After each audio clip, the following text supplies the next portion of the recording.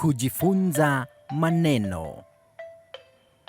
Wanyama wa nyumbani.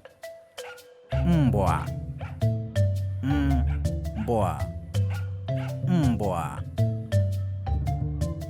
Paka, paka, paka. Ng'ombe, ng'ombe, ng'ombe. Kuku, kuku. Nguruwe, nguruwe, nguruwe. Mbuzi, mbuzi, mbuzi. Punda, punda, punda.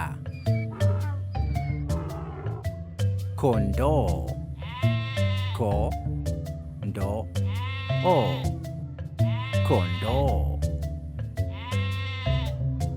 Bata, bata, bata. Sungura, sungura, sungura. Farasi, farasi, farasi.